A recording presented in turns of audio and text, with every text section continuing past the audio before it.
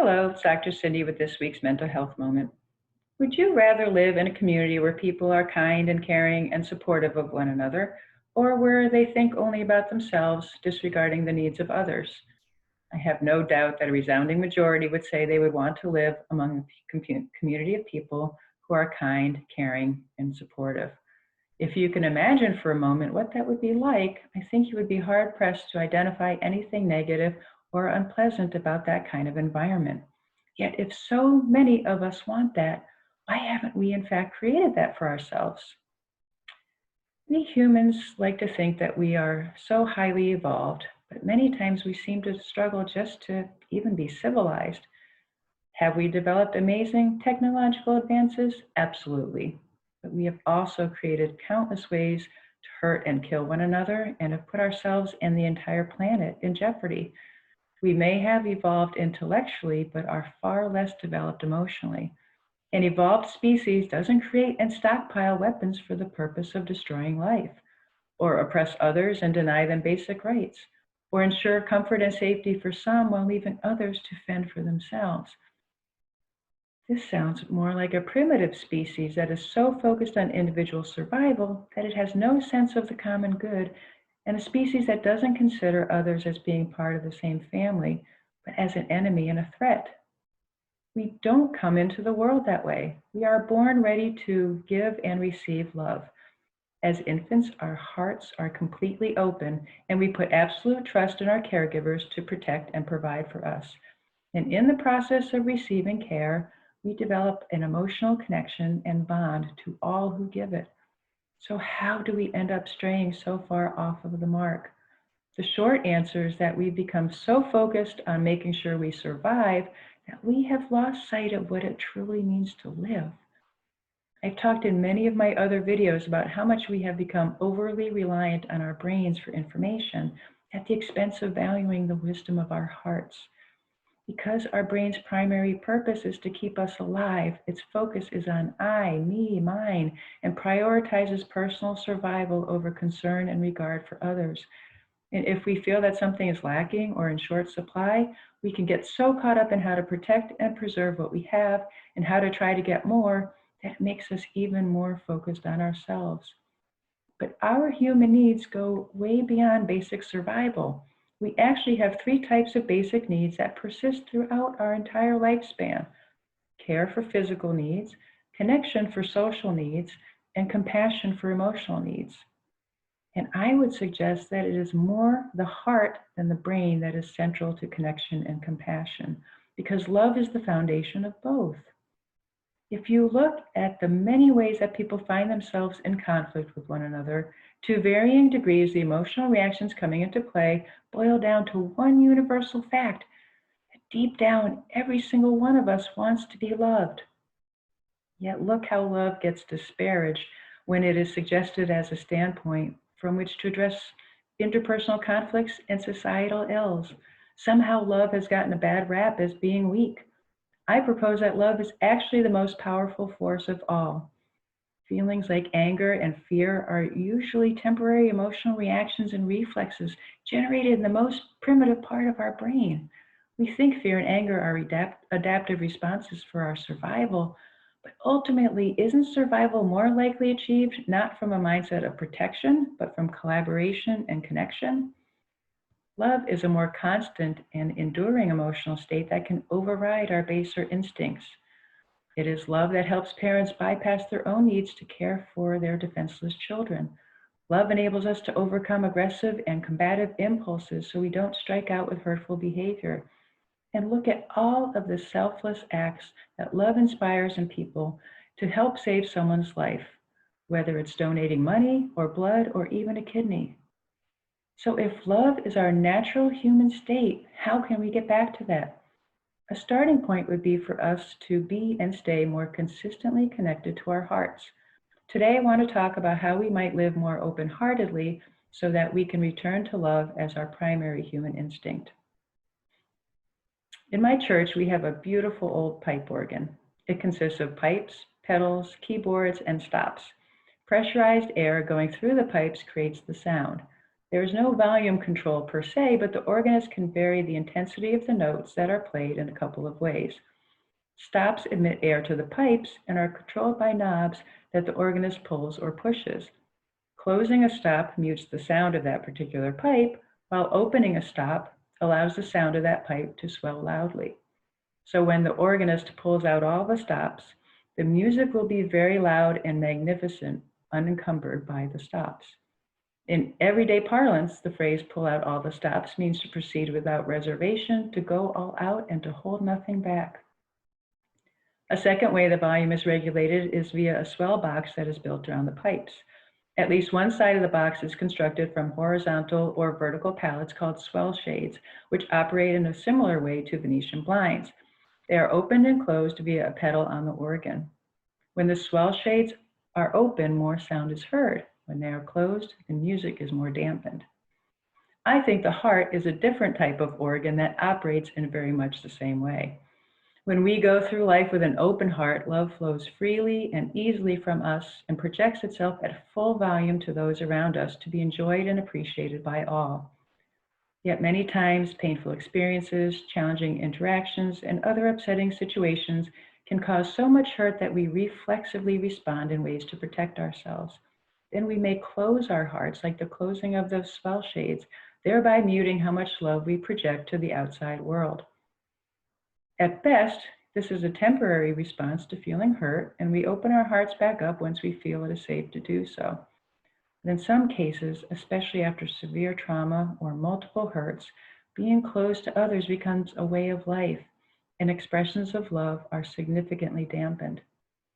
When we live with our hearts closed, we are living in fear and a constant state of self-protection. Our closed heart gives us a false sense of security that no one can hurt us. And while that might provide somewhat of a buffer from insult and injury, it also means we are closed off from receiving what actually helps our emotional wounds heal: love, care, and compassion. This perpetuates our sense that no one loves or cares about us and that we are all alone because we can't experience love if we are not open to it. When we live open-heartedly, we lead with love in all situations and we respond with love even in the face of external challenges. That means then that rather than passing judgment or reacting in anger or self-protection or out of a place of hurt against someone who is behaving in an adversarial way, we recognize their behavior as an expression of pain and meet it with compassion and care. And while this may seem to potentially expose us to more negative behavior, the opposite is true. When we respond with love and concern to another person's pain, that is more likely to soften their reaction than if we go on counterattack. There can also be the worry that if we live open-heartedly, we might be taken advantage of in some way. I believe there is much greater potential for harm to us all if we don't start to live and act from a place of love. I would rather risk having someone take advantage of my kindness than live as though no one can be trusted. Even though we worry about exposing ourselves to hurt and leaving ourselves defenseless by opening our hearts, love is actually the best protection of all. The electromagnetic energy that the heart generates is so strong it can actually be measured from 10 feet away, and it can affect the brainwave patterns of other people who are in close proximity. That means love is a force field that can fill a space and transform the energy there. And the hormones and neurotransmitters that are associated with love reduce blood pressure, lower cholesterol, protect against heart disease, and boost our immune system. Contrast that with the chemicals of fear and anxiety, which increase heart rate and blood pressure and can lead to hypertension, heart attack, heart failure, abnormal heart rhythms, and stroke. So if you really want to protect your heart and keep yourself safe, love is the best defense and is a far better long-term survival mechanism than fear. During challenging times such as these, when uncertainty is high and our usual way of life has been compromised, it is especially easy for fear to dictate how people treat one another. Threats to physical and economic security can cause us to focus inward on protecting ourselves and those we love. We may find it tempting to close our hearts against the barrage of stories detailing pain and sorrow and grief, as the recognition of others' struggles may feel like too much to bear. But if we can't bring ourselves to connect with the suffering of others, How will we ever rise above the reflex to only focus on ourselves and our immediate circle? This is a time when love is needed even more. Kindness to a stranger, gestures of caring, extending compassion, and giving in whatever ways we are able to can make a dramatic difference in how successfully we all get through this together. So when it comes to how we choose to respond to this moment, how can we work to keep our hearts open and pull out all of the stops? For that is the volume of love that is so desperately needed right now. I want to guide you through a meditation to help you connect to your essential human nature of love and position you to be more able to live in an open-hearted way. Please close your eyes and place your hand on your heart. Feel the way that it beats steadily beneath your fingertips. Take a few slow, deep breaths. As you breathe, imagine you are breathing in through your heart and out through your heart. In through your heart and out through your heart. In through your heart and out through your heart. And as you continue to breathe in this manner, think of a time when you felt deep love. Reflect on that memory and feel the fullness of that love within your heart. Notice how your heart opens and expands as it responds and fills with the experience of love that you're bringing to it. As your heart is immersed with the sensation of love, notice the energy that it brings. Imagine that energy as a light within, flowing from your heart throughout your entire body. Each beat of your heart sends more love that grows stronger and stronger. When we connect to a memory of love, we recognize that love extends throughout all time and space. There is no place that it cannot reach, and there was never a time when it did not exist. Now picture yourself as a baby being held in a caregiver's arms. No matter what your birth story or who raised you, someone wanted you to be in this world. Send the love in your heart now back to yourself across the years, right into the heart of that precious infant that you were.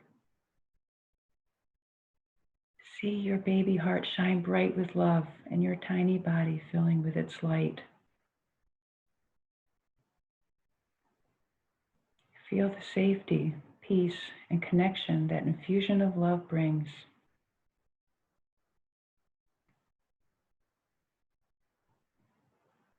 Now slowly pan forward in time to watch that baby grow and get older. At each age, each stage that comes to mind, picture that light within yourself as a child. Feel it filling your heart and emanating outside of you, surrounding you and extending to each person in your life. Imagine their heart also lighting up from encountering your love.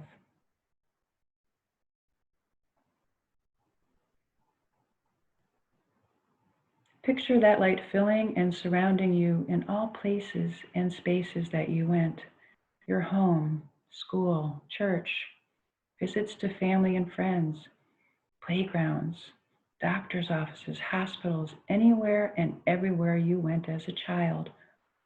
Feel the love in your heart and see that light within you and around you in those places.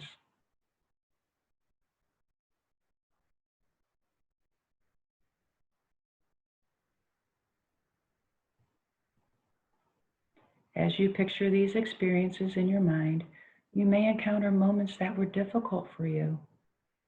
Stay in those moments and see yourself drawing from that light in your heart, shining it over the darkness of whatever brought you pain. Send that light to the hearts of whatever people may have been involved.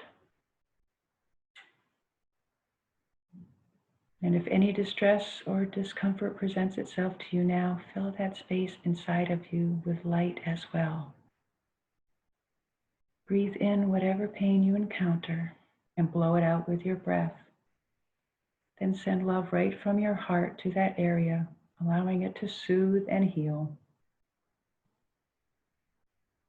Stay connected to the deep, eternal love in your heart and remain in that moment until the scene becomes so bright that all hurt has disappeared, leaving only love.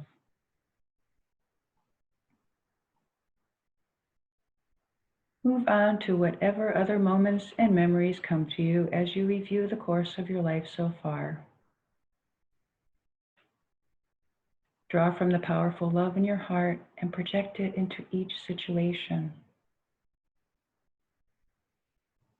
For every person you encounter, any challenge you discover, shine the light over and through each scene until it glows with the radiance of your love. Each milestone and moment along the path of your past is touched and transformed by love.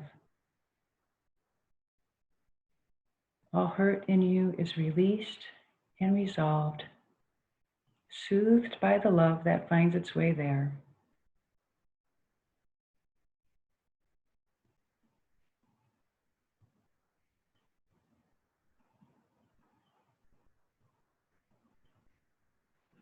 When you've made it back to present time, pause to thank your heart for bringing its healing love to those experiences in your life.